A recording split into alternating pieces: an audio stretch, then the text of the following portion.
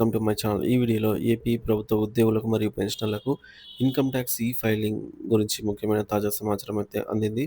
So, మరి పూర్తి వివరాలు వీడియోలో తెలుసుకుందాము. వీడియోని అయితే ఎక్కడ గాని స్కిప్ చేయకుండా ఎండ్ వరకు చూసేయండి. అప్పుడు ఇన్ఫర్మేషన్ పూర్తిగా అర్థమవుతుంది. అలాగే వీడియో చూస్తున్న ప్రతి ఒక్కరు వీడియోకి లైక్ చేయండి ఫ్రెండ్స్. ఈ వీడియోని తోటి ఉద్యోగ పెన్షన్ మిత్రులతో అయితే షేర్ చేయండి. కొత్తగా మన ఛానల్‌ని చూస్తున్నవారు ఇంకా ఎవరైనా సబ్స్క్రైబ్ చేసుకోకుంటే వెంటనే మన ఛానల్‌ని సబ్స్క్రైబ్ చేసుకోండి. దీని ద్వారా నేను చేసే లేటెస్ట్ వీడియోస్ అన్నీ మీ వరకు రీచ్ అవుతాయి. ఇక ఆలస్యం చేయకుండా వివరాల్లోకైతే వెళ్ళిపోదాము. ఫ్రెండ్స్, ఇక విషయానికొచ్చినట్లయితే ఆంధ్రప్రదేశ్ ఉద్యోగులు మరియు పెన్షనర్లు తమ ఆదాయ పన్ను ఫైలింగ్ ప్రక్రియను సజావుగా పూర్తి చేయడానికి కొన్ని ముఖ్యమైన విషయాలను గుర్తుంచుకోవాలి.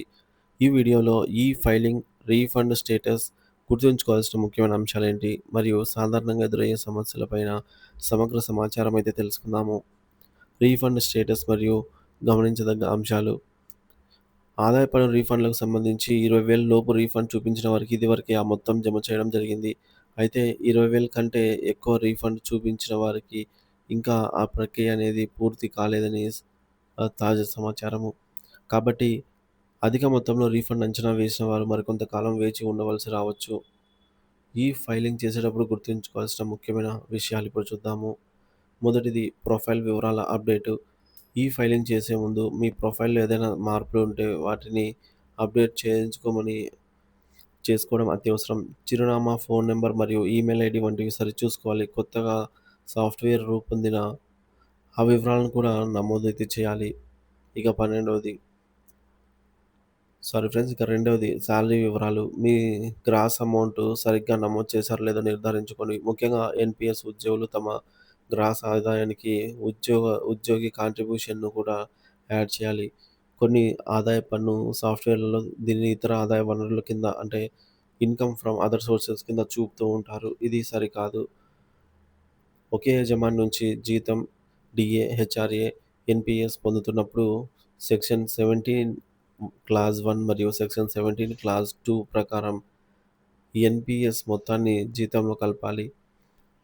ఇకపోతే సెక్షన్ 80 సీసీడీ క్లాజ్ 2 కింద డిడక్షన్ అయితే పొందాల్సి ఉంటుంది ఇటువంటి వారు. ఇక మూడోది దివ్యాంగుల కోసం మినహాయింపులు. దివ్యాంగులు person with disability section 80 DD మరియు సెక్షన్ 80 యూ కింద మినహాయింపులు పొందుతున్నట్లయితే వారు తప్పనిసరిగా ఫామ్ 10 ఐఏను నింపి ఆదాయ పన్ను విభాగానికి అప్లోడ్ చేయాలి. నాలుగోది రీఫండ్ గడువు. మీకు ఏదైనా రీఫండ్ రావాల్సి ఉంటే సెప్టెంబర్ 15 లోపు ఫైల్ చేసుకోవడం ముఖ్యం. ఆ గడువు దాటిన తర్వాత ఫైల్ చేస్తే జరిమానా విధించబడుతుంది మరియు కొన్ని సందర్భాల్లో రీఫండ్ కూడా రాకపోవచ్చు. సెక్షన్ 89 క్లాజ్ 1 కింద ఫామ్ 10 ఫైల్ చేసి రీఫండ్ పొందాలనుకునే వారు కూడా సెప్టెంబర్ 15 లోపల చేసుకోవాలి. సో, ఈ గడువు పొడిగించే అవకాశం లేదని గుర్తుంచుకోవాలి. ఇకపోతే ఐదోది టీడీఎస్ మరియు 26 ఏఎస్. మీ టీడీఎస్ మొత్తం 26 ఏఎస్ ఫామ్‌లో ప్రతిబింబించిన తర్వాత మాత్రమే ఫైలింగ్‌కు వెళ్ళాలి.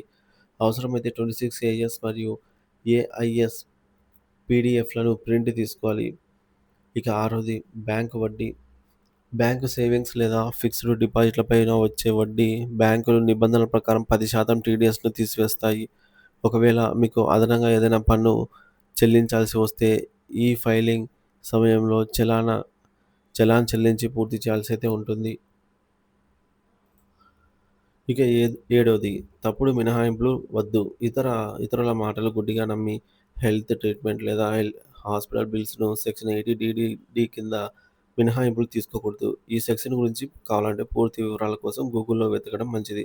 ఒకవేళ అసెసింగ్ ఆఫీసర్ ఆహ్, ట్రీట్మెంట్ డాక్యుమెంట్స్ అడిగితే అవి ఈ సెక్షన్ కిందకి రాకపోతే గనక పన్నుతో పాటు జరిమానా గూడా ఇక్కడ చెల్లించాల్సి ఉంటుంది. ఇక ఎనిమిదోది హెచ్ఆర్ఏ రుజువులు. హౌస్ రెంటల్ అలవెన్స్ రుజువులను జాగ్రత్తగా ఉంచుకోవాలి. అగ్రీమెంట్ ఫామ్ 12 డీఏ సంతకంతో మరియు ఒరిజినల్ ఫామ్ 16 వంటి రుజువులను కనీసం 3 సంవత్సరాల పాటు భద్రపరచాలి. ఒక సంవత్సరానికి నోటీసు వచ్చినా గత 3 సంవత్సరాల రుజువులను అడిగే అవకాశం అయితే ఉంది కాబట్టి. ఇకపోతే టాక్స్ ఎనాలిసిస్. ఆదాయపు పన్ను శాఖ మీ ప్రొఫైల్‌ను ఓపెన్ చేసి మీ పన్ను చెల్లింపులను బార్ గ్రాఫ్ ద్వారా విశ్లేషిస్తుంది. అది మీ ప్రొఫైల్‌లో కుడివైపు కింది భాగాన్ని పరిశీలించడం ద్వారా మీరు కూడా దీన్ని గమనించవచ్చు. ఇక పదవది టీడీఎస్ మరియు రివైజ్డ్ రిటర్న్స్. టీడీఎస్ జూలై 31 వరకు రాకపోతే నిల్ టాక్స్ రిటర్న్స్ ఫైల్ చేయవచ్చు.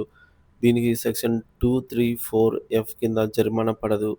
టీడీఎస్ వచ్చిన తర్వాత రివైజ్డ్ రిటర్న్స్ ఫైల్ చేస్తే సరిపోతుంది. 11ది హోమ్ లోన్ వడ్డీ. మీరు తీసుకున్న హోమ్ లోన్ వడ్డీని సరైన సెక్షన్‌లో నమోదు చేయాలి. ఒకవేళ 2,00,000 వరకు 24(బి) కింద, అలాగే ఆ తర్వాత 80(సి) కింద లేదా 80(ఈఈ) ఆర్ 80(ఈఈ)ఏ కింద లోన్ మంజూరు తేదీని బట్టి నమోదు చేయాలి. ఇకపోతే 12ది పాత నోటీసు. మీకు ఏమైనా పాత నోటీసులు ఉన్నాయేమో చెక్ చేసుకోండి. ఇకపోతే 13ది విరాళాలు. 80(జీ) కింద ఏదైనా మొత్తాన్ని విరాళంగా ఇచ్చినట్లయితే దాత నుంచి ఆన్‌లైన్ రిసిప్ట్ అయితే దగ్గర పెట్టుకోండి. ఇక 14ది ఈహెచ్ఎస్ మరియు 80(డి). ఈహెచ్ఎస్ అంటే ఎంప్లాయీ హెల్త్ స్కీమ్ కింద కాంట్రిబ్యూట్ చేసే మొత్తాన్ని 80(జీ) కింద చూపాలి. 80(డి) కింద కాదు. ఎందుకంటే 80(డి) అనేది హెల్త్ ఇన్సూరెన్స్‌కి వర్తిస్తుంది. ఐఆర్‌డీఏఐ నిర్దేశించిన హెల్త్ ఇన్సూరెన్స్ కంపెనీలకే ఇది వర్తిస్తుంది. ఈహెచ్ఎస్ అనేది హెల్త్ ఇన్సూరెన్స్ కాదు, ఉద్యోగుల ఆరోగ్య పథకం అని గమనించాలి. ఏ ఉద్యోగి కూడా సెక్షన్ 80(డి) కింద మరియు సెక్షన్ 80(యు) కింద ఈ రెండిటిని క్లెయిమ్ చేయకూడదు. సో, ఒకదాన్ని మాత్రమే ఎంచుకోవాలి. 15వది నోటీసులు. 143 క్లాజ్ 1 వర్సెస్ 143 క్లాజ్ 2. మీ ఫైలింగ్ ప్రాసెస్ అయిన తర్వాత 143 క్లాజ్ 1 నోటీస్ వచ్చిందంటే మీరు సురక్షితంగా ఉన్నారని అర్థం. కానీ 143 క్లాజ్ 2 నోటీస్ వస్తే మీరు రిస్క్‌లో ఉన్నారని అర్థము. దీని అర్థం అసెసింగ్ ఆఫీసర్ మీ ఫైలింగ్ గురించి మరింత సమాచారం కోరుతున్నారని మరియు గతంలో మీరు పొందినటువంటి మినహాయింపుపై చర్చిస్తున్నారనైతే గ్రహించాలి. ఆదాయ పన్నులోని సెక్షన్లు కొద్దిగా గందరగోళంగా అనిపించవచ్చు, కానీ వాటిని అర్థం చేసుకోవడం, తెలివిగా సమాధానం ఇవ్వడమే ముఖ్యం. అధిక విలువ కలిగినటువంటి లావాదేవీలు వెంటనే ఏఐఎస్ఆర్, టీఐఎస్‌లో తేలిపోతాయి. ఈ ఫైలింగ్ పూర్తయిన తర్వాత డిడక్షన్లను మరోసారి క్షుణ్ణంగా చదవాలి. పూర్తిగా నేనే బాధ్యుడిని అని ఆధార్, ఓటీపీ ద్వారా డిక్లరేషన్ అయితే ఇవ్వాల్సి ఉంటుంది. మీకు రావాల్సిన రీఫండ్ 120 రోజుల్లోపు రాకపోతే ఈ టోల్ ఫ్రీ నెంబర్‌కు సంప్రదించి మీరైతే ఫిర్యాదు చేయవచ్చు. ఈ టోల్ ఫ్రీ నెంబర్ ద్వారా హిందీ మరియు ఇంగ్లీష్ భాషలలో లభ్యం ఉంటుందన్నమాట. అంటే కస్టమర్ కేర్. ఇక మీ ఆదాయ పన్ను ఈ ఫైలింగ్ ప్రక్రియ విజయవంతంగా పూర్తయిన తర్వాత your PAN number has been successfully submitted. The digital returns uploaded are yet to be verified by the e-filing income tax department అనే సందేశం కనిపిస్తుంది. సో, కాబట్టి ఈ నెలాఖరు వరకు ఈ ఫైలింగ్ చేయని వారు తప్పనిసరిగా వెంటనే పూర్తి చేసుకోవాల్సిందిగా సూచించడం జరుగుతోంది ఫ్రెండ్స్.